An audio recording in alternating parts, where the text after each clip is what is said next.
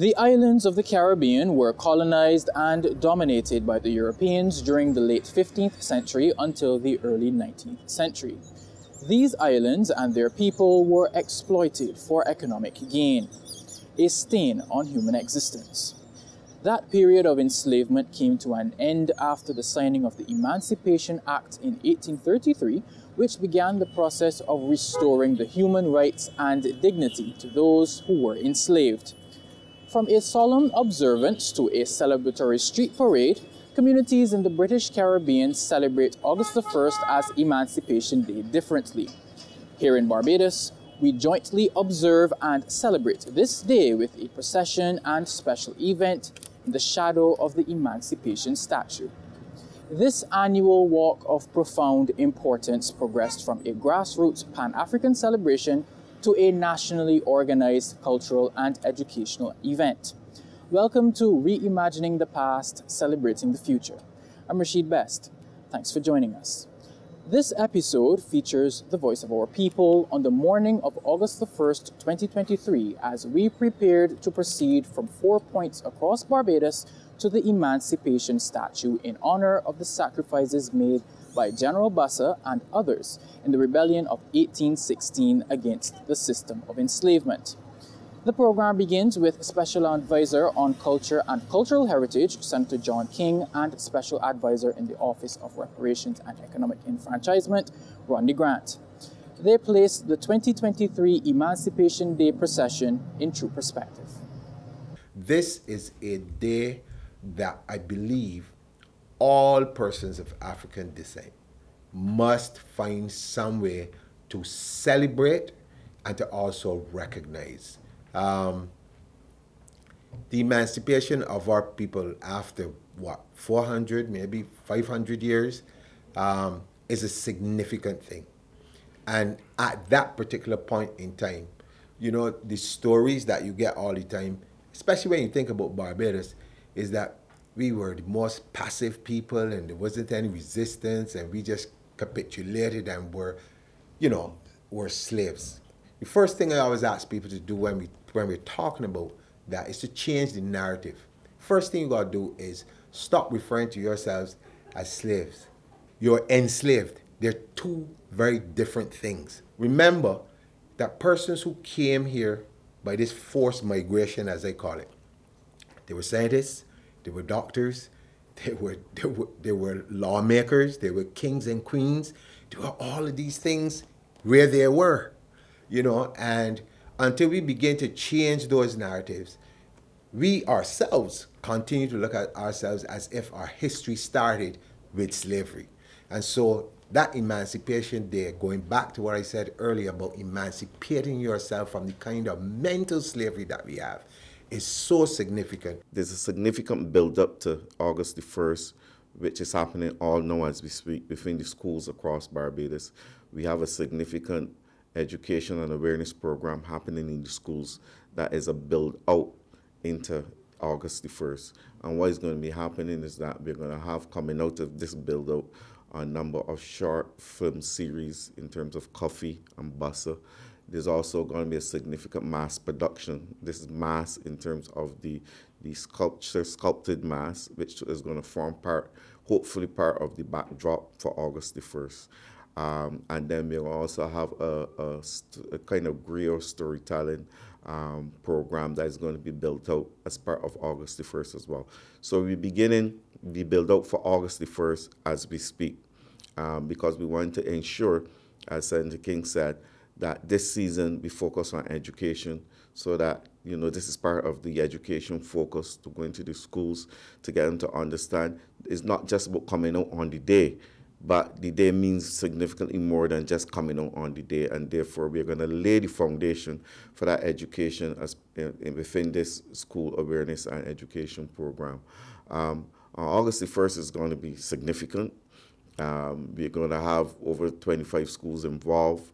We're going to have persons from the NCF Intangible Cultural Heritage Program involved. There are about 6 communities right now that are involved in that program, doing stick licking, landship, a maypole, drumming. So they're going to be involved.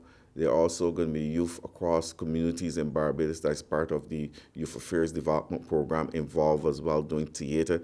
So all this, as I said, again, this is part of the build-out for August the 1st. So again, we're not starting August the 1st in the communities on August the 1st. There's a build-out towards it, and this is why it's going to make it significant.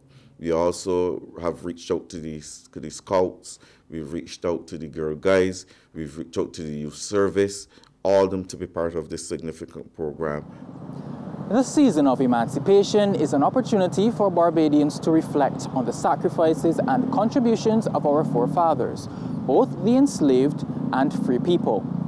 On the morning of August the 1st, 2023, our team interviewed a number of Barbadians prior to the procession. We heard them speak of the resilience of our people. They reflected on our history and reminded us all of the significance of that special date.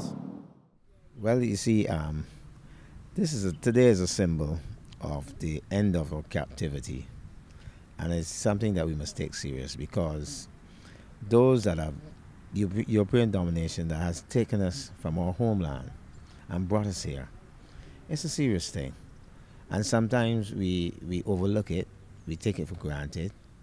But, you know, it is time that we recognize that we must come together in a form to make sure that this does not reoccur, because, you know, captivity can be in many ways.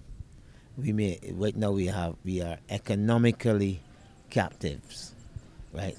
We want to stop that. We want to be able to come together and pool our resources together. Not to hate anyone, but to fight for ourselves, because people start to believe that as long as we fighting for ourselves, we hate someone. No, we want to fight. So this is a good place to start, and we have to encourage all to come out in a situation like this. Churches, schools, right? Whoever. So that we can show that we have that solidarity, yeah, and you can carry on our cultures, because we are a people of resilience. We are people that you know, when you think about all the things we went through, we are people of resilience. I think that's the reason why I'm here today, to bring solidarity to what is going on, and I'm hoping that we will grow from strength to strength. Good morning. Good to see you, Ambassador. I notice you're carrying, I don't know the name of the plant, but you're carrying a plant. We're here in the yard. Tell us, what's the purpose of this? Well, I will be laying these flowers at the base of the statue of Right Excellent General Bussa, and that will be a symbolic gesture to pay honor to all of our heroic ancestors who fought so valiantly against the system of slavery. Tell us, Mr. Alexander, what brought you out to this Emancipation Day March this morning?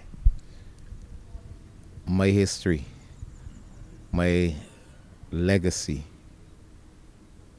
that is rooted in the motherland. We have been a captive people. Whether there are those who would not acknowledge that at this point and claim that, you know, we have our own independence, and no, we have been popping the chains, right, of colonialism, right, and that slave legacy. We are still popping those chains, and it is important to have memorials to remember, so that you know where you're coming from. As Marcus Garvey says, if you know where you're coming from, then you will know where you are going. Okay. For me, this is so important for us as a people. It's not something that we should just, well, if I feel, no. This is a duty, right, to ourselves and to those who have fought even for the emancipation of African people worldwide.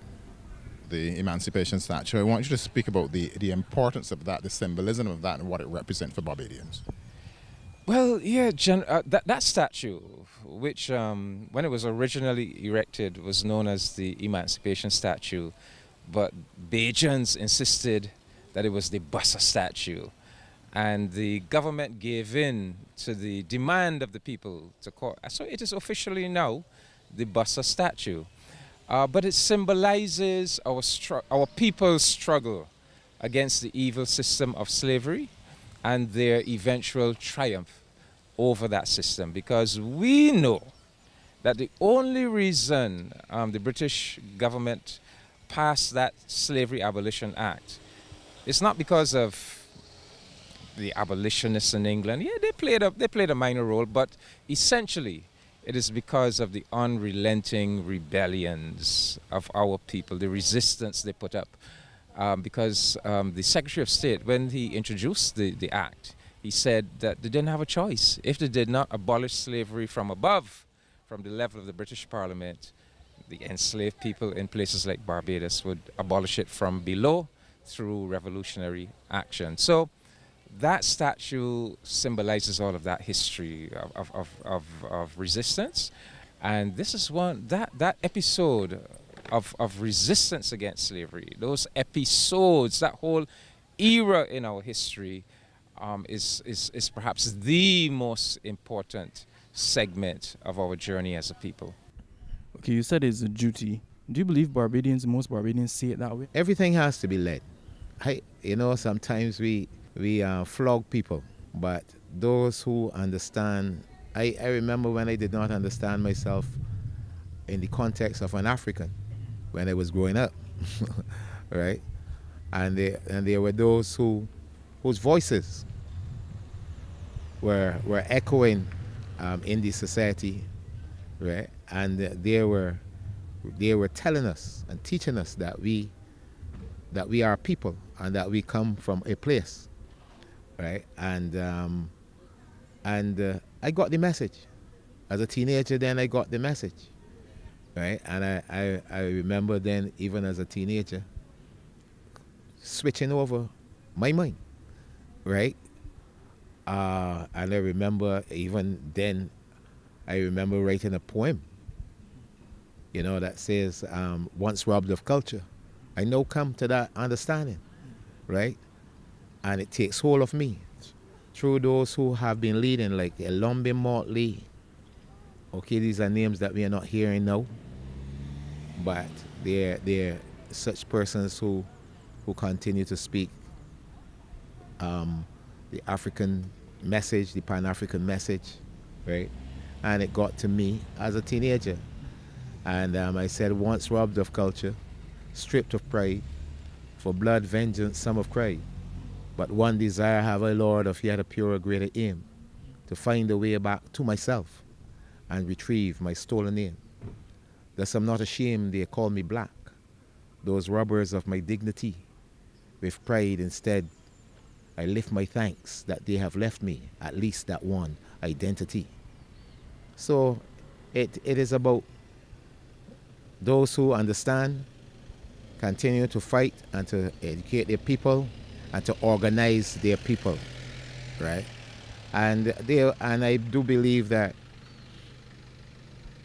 generally speaking, if you understand that near every child now, black child in Barbados is given an African name. When I was a boy, that everybody named John, David, Jack, you understand, right? That is significant, right? So that tells me that the population understands. A message has gotten to the population. I think that we have now that consciousness.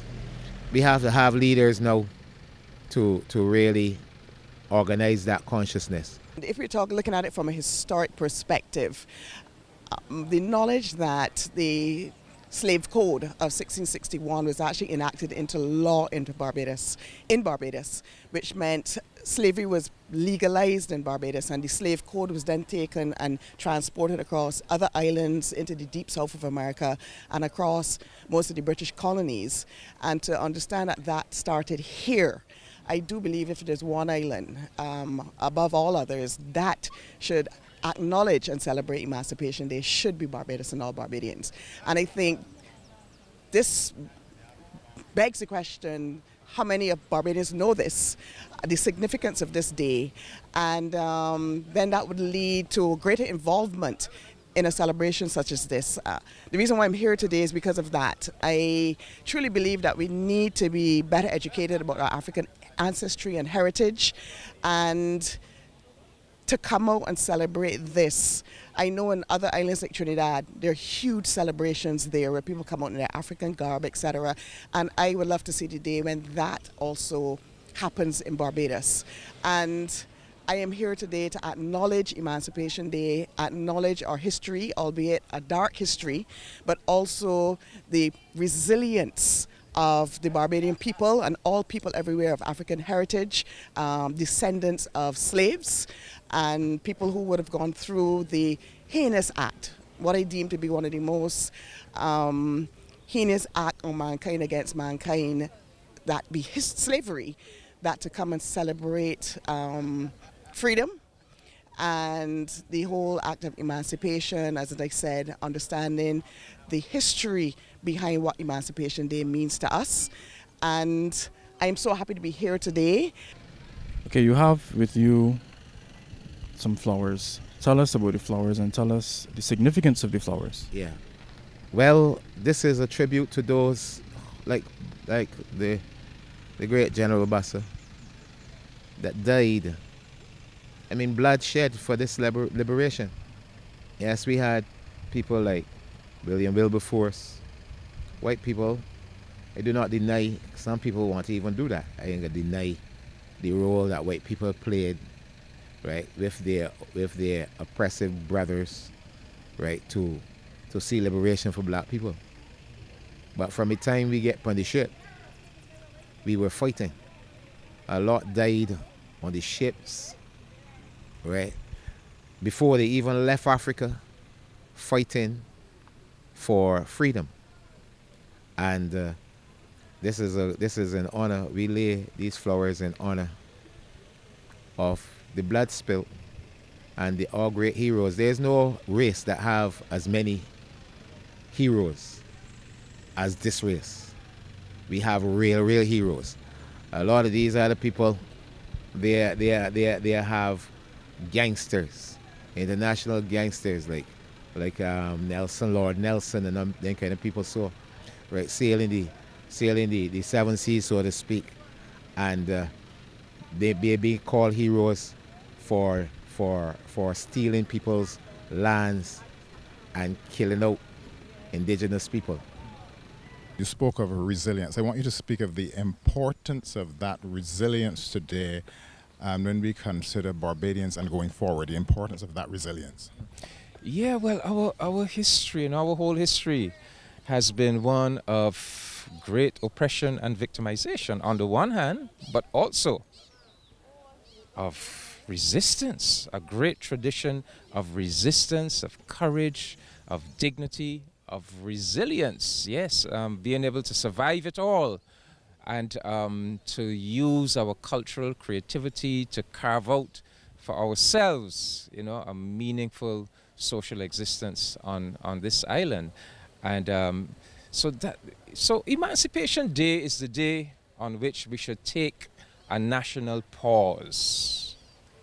We take a pause as a people and use this day to look back, to reflect on our whole journey, 1627, our freedom journey, you know, and to look at the lessons of that journey, the lessons that tell us about who we really are as a people. And when we examine that history, resilience, who we are as a people, we are a tremendously resilient people. And that's the importance of it. It puts us in tune with the mission that our history, our peculiar history, has bequeathed to us. And that is that we of all people, because of that history, we must be the great champions and advocates of the principles of liberty and human rights and human dignity. Tell me what you think is important for young people to be involved in this kind of activity. Oh yes, young people is the future. You cannot have no progress without young people. As a matter of fact, you yourself, I'm admiring you right now because young people is the future. And if we are to grow, let's face it, we have to teach our young people what it was like, what it should be. Because you can get stagnant, and if you can get stagnant because you can start to believe that look, I am not that important. But once you realize that you're important, the works of Marcus Garvey and others must be taken seriously. And the only way you take seriously is if you teach the young people. Yeah, you're going to teach the young people how to move on. Yeah, and one of the things is that we become stagnant in our a lot of things that we do, and young people is the only people that can carry it forward. So it makes no sense that old people saying, I don't understand these young people. No, we got to understand them, young people, and we have to make them understand us, right? Because it is very important. Yeah, in a movement like this. Yeah. Okay, one last question, Ambassador. When I drove in here this morning, I was particularly pleased with the number of young people I can see assembling here to be part of this. This must be a proud moment for you. Yes, well, we are making an effort to go back to the early days. You know, when we started, this Emancipation Day was declared a national holiday in 1997. And then we started these annual celebrations, and they were magnificent. We hit upon this idea of 4 marches from north, south, east, west, and we all converge on the Bussa statue. And many Barbadians will remember that famous commemoration in 1998 when we had Fidel Castro with us, and I had the privilege of sharing that platform with Fidel. So that was, you know, that was a high point of our celebration, and then it dwindled somewhat, and it was just a faithful few. But now we are making an effort to bring it back to what it was back in 1998, 1999, and what it rightfully should be, because truth be told, Emancipation Day is the single most important day in our history. It is the single most important day because it signaled a legal change in the status of the masses of the people of our society. We went from being an enslaved people with virtually no rights. And on that day, on that 1st of August, 1834, 1838, you can choose which one you prefer. But there was a redefinition of the legal status of the masses of the black people of Barbados. We were recognized. We now were full citizens. We now had legal rights, human rights, civil rights. And so there's never been another day in our history where our people made a transition as enormous as that one. Not even independence, because, you know, independence was, we gained our sovereignty from the British nation, but it was not a redefinition of the legal status of the black people of Barbados, you know. Thank you very much, Ambassador. We're about to get underway. What's your short emancipation message for Barbadians? Well, I would say to all my Barbadian people, right, that we must be a conscious generation, right? We must be that conscious generation that hears the Bussa call, that seeks freedom in the brotherhood of all. Thank you very much, sir. A very good message from one of today's most prominent Pan-Africanists, Alastair Alexander. we must all commit to the principles of peace, unity, and solidarity with all African people and those of African descent. Through unity, there's strength, and through strength, there's change. Join us next week when we experience all elements of the Emancipation Day procession. We will witness the 4 contingents proceeding from their respective starting points and their convergence at the foot of this, the Emancipation Statue. I'm Rashid Best. Thanks for your time.